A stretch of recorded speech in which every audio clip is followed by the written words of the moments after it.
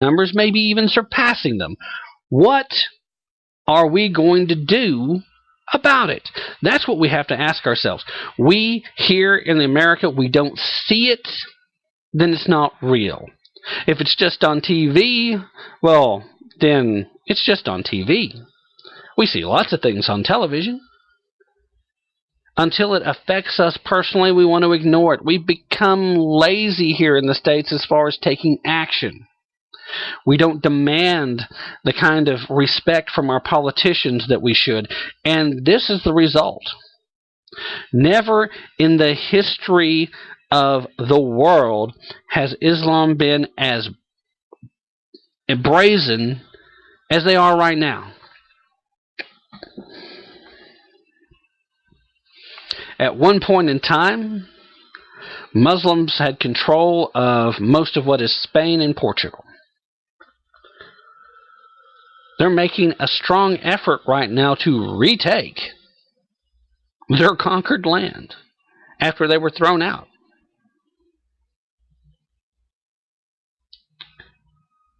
The demands are being placed. Religious leaders, imams, are now calling out to Muslims in the European socialist nations and here in the States, telling them, go on the assistance and the benefits that are available. Let them pay you to convert them. Do not work and toil as they do. Take their money. Take what they have worked to earn. And use the time that you have freed up for jihad. As I've said before, these people clearly are people that have twisted and perverted the word. Islam has gone from being a religion of peace to becoming a religion of peace by forced submission. And yet they are protected at every point of the way by liberals in our media and liberals in our political system because somehow they're more socially acceptable to be protected.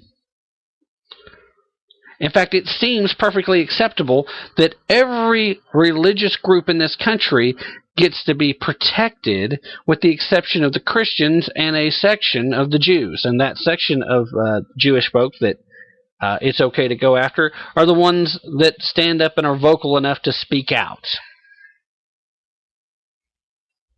Stand up for defense of Israel. Well, you can't be part of our club anymore. Ask Joe Lieberman how that works. Kicked out of the Democratic Party because he sided with George W. Bush on one key vote involving the Iraq War because he believed it was not only helpful but necessary in order to further the protection of Israel.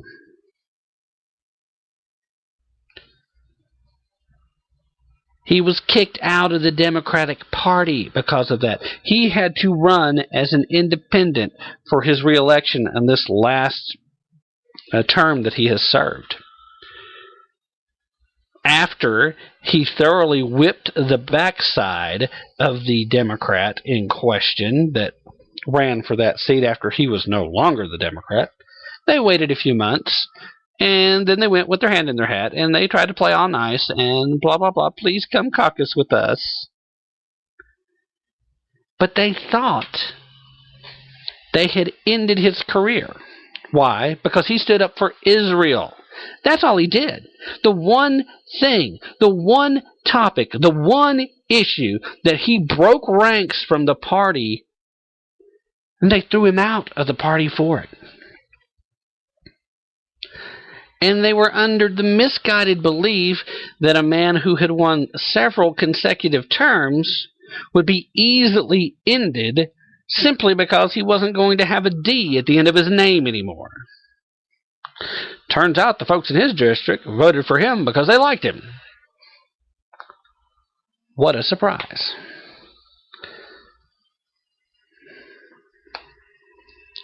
Why are Christians being murdered? because there are certain portions, we often refer to them as the radical Islamists,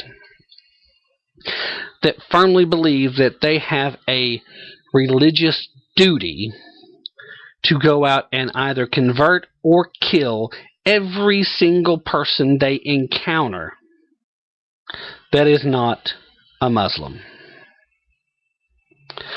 It doesn't take a particularly large majority of people in any of these groups to become an effective mob.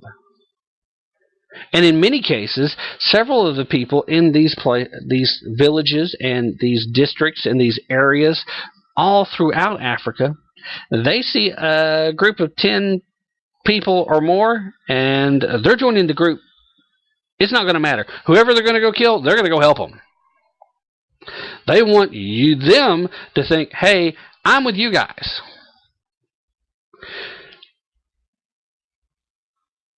This is completely unacceptable that the mainstream media continues to turn a blind eye. I've seen videos, I've watched images, I have read online newspapers. It's actually being reported in Central Europe.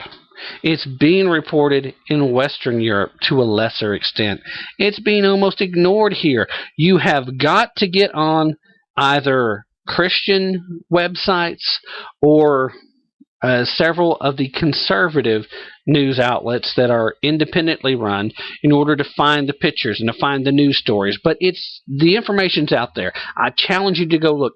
I saw pictures today before the show while I was doing show prep today where there were literally dozens of Christians who had been rounded up and just set on fire. Their charred bodies, the charred remains of these people who had been Christians and now were briquettes, were scattered across the ground, several of them with their hands still raised in defensive postures, and others with their hands covering their faces. Anybody who's ever been burned knows that crap hurts. I don't think there is a worse possible, more painful way to die than to burn to death. If there is, I certainly don't want to experience it either. But these people, their only crime was that they're not Muslim. More to the point, they're not extremists. They're not willing to go around and kill other people just because some imam told them that according to the teachings of Allah, that's what you're supposed to do. Did Muhammad actually say these things? The way it's written in the Quran, there certainly is some room for interpretation. There's certainly a lot of historical reasons why he would be hostile towards the Jewish people. The Gentile, that would be everybody who's not Muslim and not Jewish, we're just stupid people as far as they're concerned. We are looked at akin to freaking cattle. We're to be used. We're to be treated like we're unworthy. And it's just... I can't continue to just sit back and because I'm so emotional over this issue. If you look at what's going on, these people did nothing. They did nothing, but violence is sweeping throughout Africa. Violence is on the rise, and this is Islamic fundamentalism as it sweeps through the area, and it's trying to eliminate the people that might possibly stand against them when they try to force Sharia law onto all the citizens of these various nations. And that's what's happening. Anybody who doesn't see it for what it is only refusing to open your eyes. I am not anti-Muslim. I am anti-extremist anything. If you heard my comments about the Cress Dorner story, you know how I feel about folks who just go out randomly killing innocent people. That's what's going on a daily basis throughout wide regions in Africa. It's not localized. It's not just in one area. It's going on in nation after nation. This emergence and re-emergence of violent radical Islam is a huge threat because the entire resources of the continent of Africa are vital to the world. If these people are allowed to take full control of all that and they want to kill or convert everybody, what is next? Where do they come to next? If you're liberal and you're listening to this and you're not buying into it, what happens, my liberal friend, if you happen to be agnostic or even just flat out atheist, when they want to slit your throat for not believing in any God? Why do I not turn on HBO and see Bill Maher saying the same crackpot bullcrap about Muslims as I hear him spout off about Christians all the time? It is unreasonable. It is unacceptable. We, as Americans, regardless of our faith and regardless of our political leanings, have a set of core principles that this nation was founded upon, and freedom of religion is one of them. In order to be free to practice religion, that means you have to be free of oppression from other religions. You have to be free of oppression from governments that, let's say, happen to be slightly socialist leaning and want your religion to be worshiping the God that is the state. When they come forward and tell you that you're not allowed to have a faith, then they're breaching what Americans believe.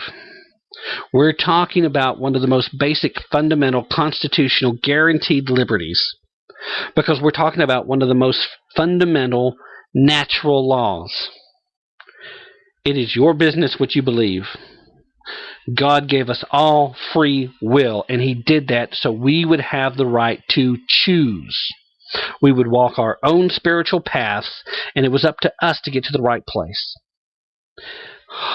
If we're doing things right, we're going to get some hands along the way, and we're going to have an opportunity to end in the right places.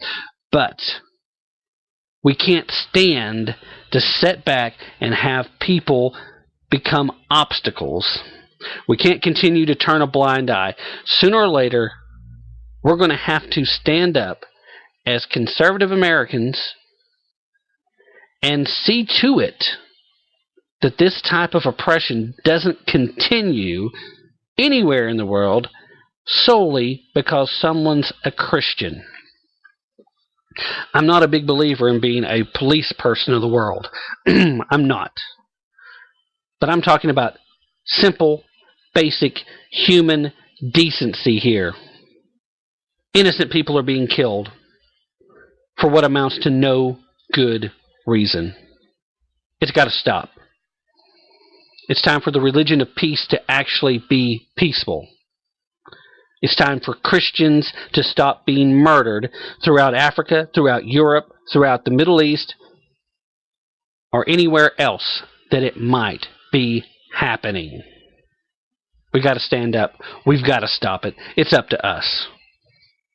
I challenge you, use your brain, spend a few minutes on the internet tonight, take a look at some of the materials, look up the storylines. The information's out there. That's Tap Into the Truth for tonight. Thanks for listening. Good night.